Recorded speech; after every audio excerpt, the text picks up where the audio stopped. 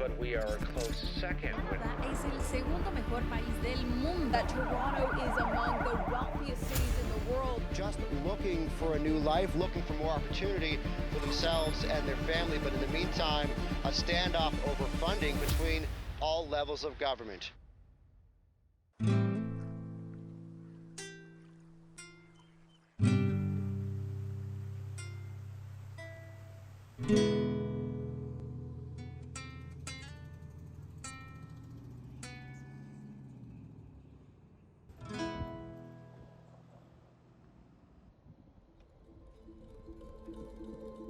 Canadá es un país que solemos asociar con una gran calidad de vida, naturaleza y seguridad.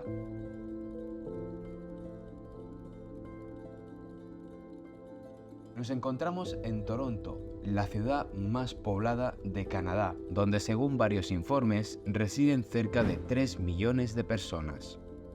Esta metrópolis se ubica en la provincia de Ontario, una región que resulta ser aproximadamente 2 veces más extensa que España. Y tan solo estamos hablando de una región de un país tan grande como es Canadá. Pero lo que realmente destaca de esta ciudad es su diversidad, ya que es una de las ciudades más multiculturales del mundo.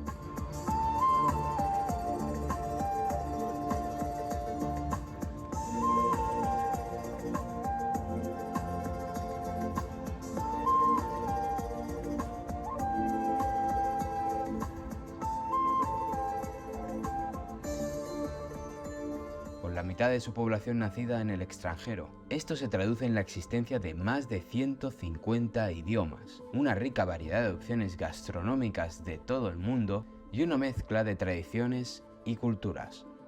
La ciudad ofrece rincones naturales a los que se puede acceder a pie o en transporte público para desconectar del ajetreo urbano.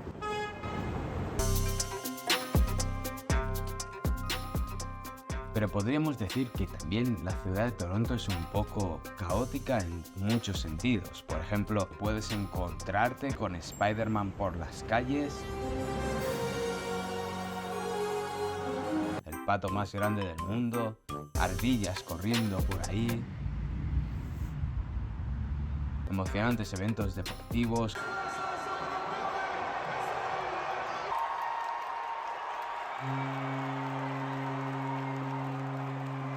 conciertos y mucho más.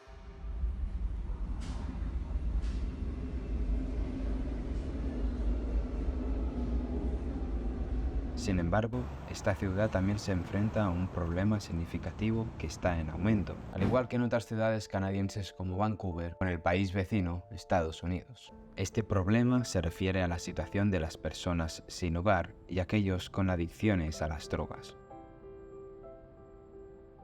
En Toronto, estas personas que luchan con problemas de salud mental, adicciones y la falta de un lugar donde vivir, se ven obligadas a vivir en la sombra.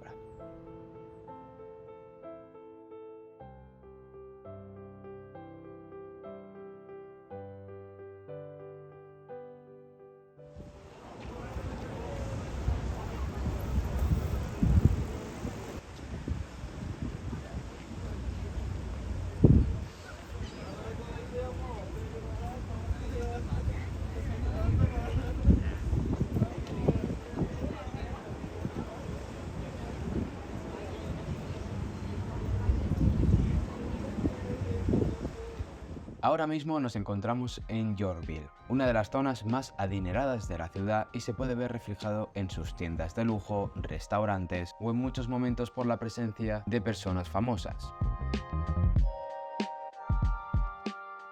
Muchas veces paseando por este barrio nos podemos encontrar con gente pidiendo dinero y choca mucho ver cómo estas personas son invisibles e ignoradas por gente tan adinerada.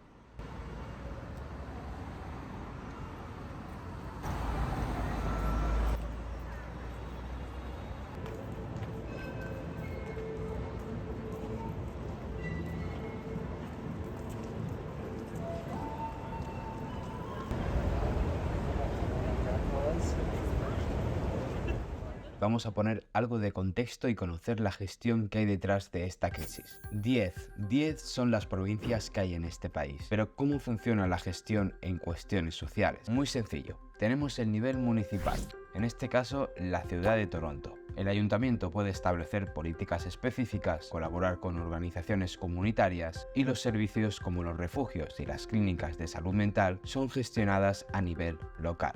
Si vamos a otro nivel, es el nivel provincial, Ontario. El gobierno provincial tiene la responsabilidad clave en áreas de salud, vivienda y servicios sociales, estableciendo políticas y destinando fondos para abordar a estos problemas a nivel provincial. También encontramos el Ministerio de Salud y el Ministerio de Servicios Sociales, que desempeñan el papel de la formulación y ejecución de programas y servicios. Y por último, el nivel federal. El gobierno puede establecer políticas y programas en estas cuestiones a nivel nacional, pero realmente la implementación y ejecución de servicios específicos recae en los gobiernos provinciales y municipales.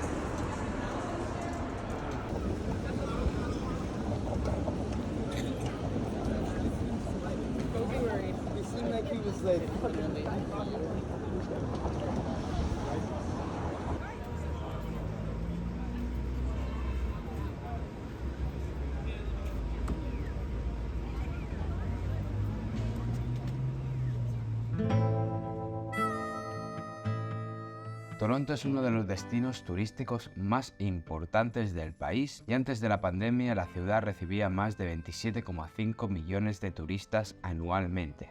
También es una ciudad que atrae a mucha gente que busca una nueva vida o una nueva experiencia, ya que el país ofrece varios tipos de visados de trabajo, diferentes para cada país, pero el más común es encontrar a gente con visados de estudiantes o con visados temporales de un año o poco más. Realmente a lo que quiero llegar con esto es el gran contraste de realidad que hay en las redes sociales y la realidad de la ciudad.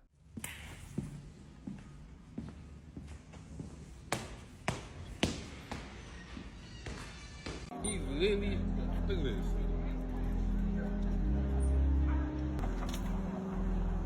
Sir, you are glitched. Sir. You can see that, well, there's a dog walking area over here. Very nice neighborhood, lots of people live down in this area just a little bit south of Chinatown. You can see what we're dealing with now in the park here as we wind up 2023 and head into 2024. I talk about a housing crisis, but you can see right here in the heart of Toronto, you've got a lot of people living in here in these tents. We've seen this in other parks throughout the years. It's very wet, mild kind of winter conditions over this Christmas, but you can see that a lot of the homeless and people that have come from other places have nowhere to stay. This is their life now in the city of Toronto. I hear some screaming in the back a little bit, but Toronto es realmente una ciudad difícil para encontrar trabajo y tener una estabilidad económica. Tiene una señal de que necesitan trabajadores. Aquí están las uñas, están contratando. Aquí es un restaurante vegano.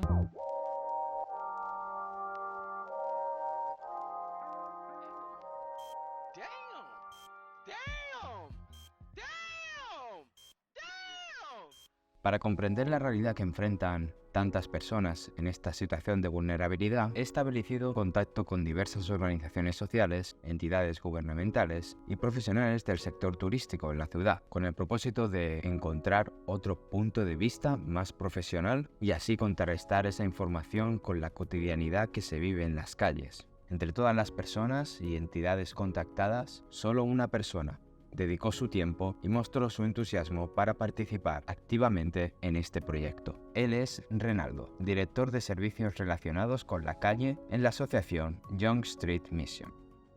Muy buenas, Renaldo. Yeah, how you doing? Es un placer contar contigo para este proyecto y así pues conocer otro punto de vista más inmersivo en el día a día, en esta crisis que está viviendo la ciudad de Toronto. Antes de todo, ¿podrías explicarme qué es Young Street Mission y qué es lo que hace por la ciudad de Toronto? So Young Street Mission, it's a non-profit faith-based organization. Essentially, we help people rise out of poverty and help them to realize their full potential. And so we do this through various services and programs that we offer. Our holistic model focuses on adults experiencing chronic poverty, street-involved youth, families in need, and community development. La ciudad de Toronto cada año ve cómo esta situación crece, pero no hay que olvidar que tan solo hace unos años todo el mundo vivió la crisis de la COVID-19. ¿Crees que la situación de las personas sin hogar en la ciudad ha aumentado después de esa crisis? ¿Crees que también ha aumentado el consumo de drogas en esta comunidad a raíz de esta crisis y del aumento de otra crisis como la salud mental? Yeah, well, obviously, I mean, the pandemic presented many different challenges across the board. I think particularly in the shelter system, and there was an increase in mental health needs around that time as well. Obviously, many young people found it challenging to find work, and many others were laid off during that time as well. So I think with that, it can force individuals into situations where now they're trying to find ways to cope with the loss and with the challenges and with the economic downturn that it's caused as well. So you consider, increased barriers and reduced access to social networks and services. Oftentimes that led to many youth feeling isolated and lonely, which again can contribute to their need to find different ways to cope or to manage, the isolation, the anxiety, the mental health issues that now are starting to increase. On top of that, since the pandemic, the housing crisis has increased. The economy, is such that many are struggling to afford rent as a result of financial instability.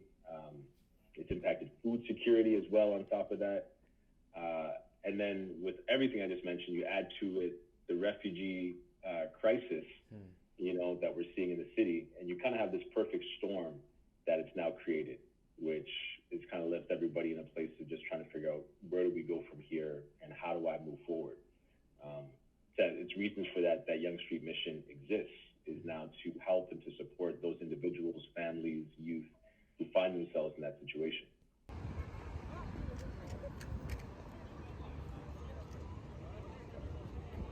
Una de las cosas que más me sorprendió o que me impactó las primeras veces que caminaba por la ciudad es ver a tanta gente joven en la calle, sin hogar y en una situación realmente difícil. ¿Por qué crees que hay tantos jóvenes que acaban en estas duras situaciones? Y no sé si podrías llegar a una conclusión de cómo o por qué han llegado a ellas.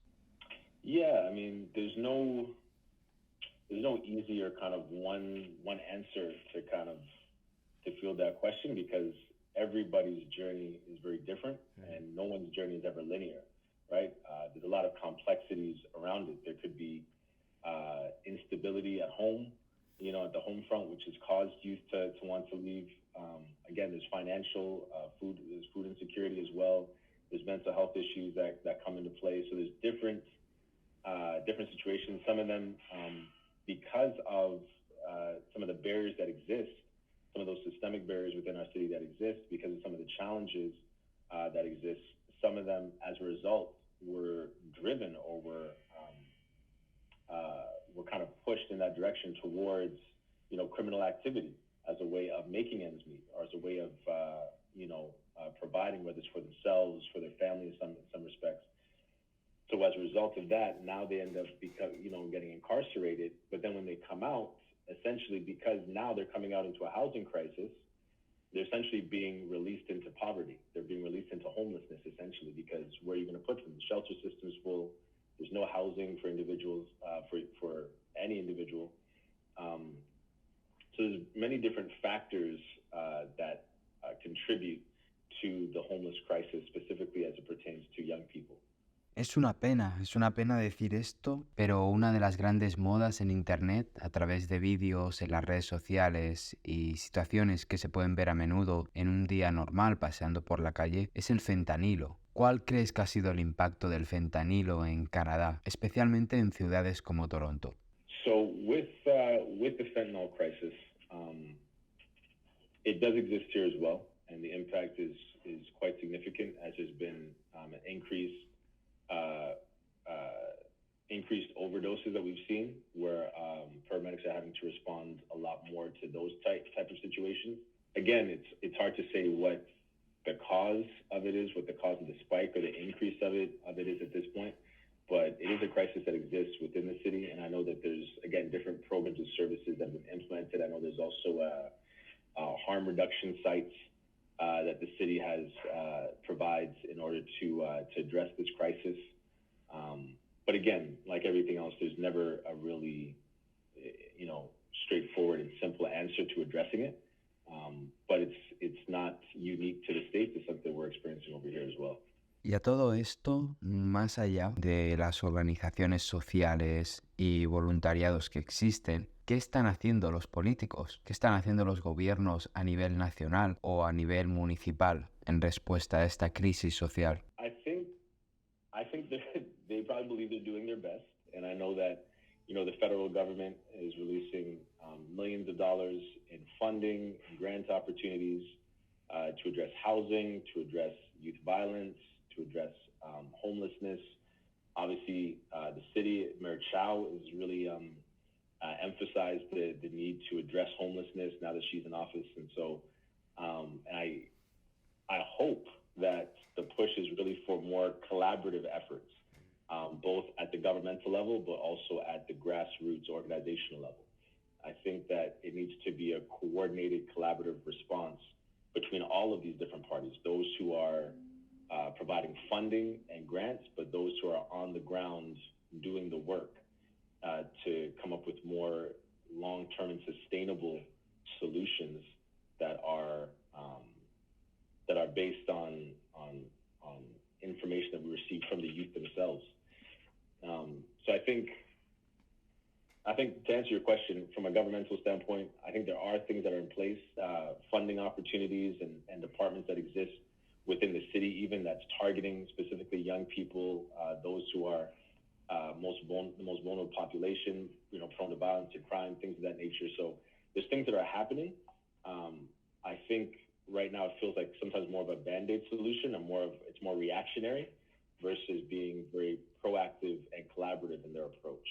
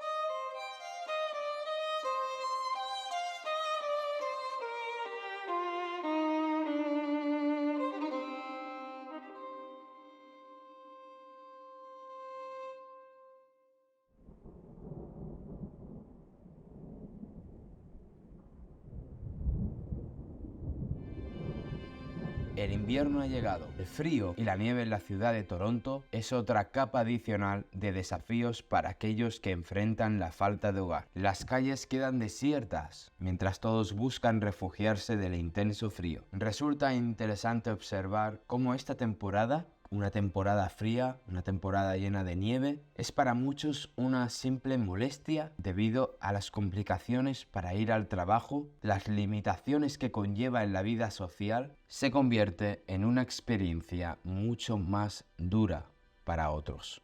En medio de todos los problemas cotidianos que pueden afectar a un ciudadano, hay quienes luchan diariamente contra el frío, la soledad y el hambre. Renaldo nos explica cómo estas personas enfrentan esta dura temporada de frío y nieve en la ciudad. So I think what the city is doing right now. So usually every year they come up with essentially a winter plan almost to support those most vulnerable who are living on the streets or who are homeless. So what they tend to do is they add additional shelter beds to existing shelters. I think they've added 4 additional new warming stations around the city, that when the temperature drops below a certain point, that those warming stations come into effect. I believe there's also a respite center that's now been put into play as well. So there's several different strategies now that the city has employed to ensure that during the winter months when the temperature becomes frigid, that there's opportunities, or there's services available to help those who are most vulnerable during that time.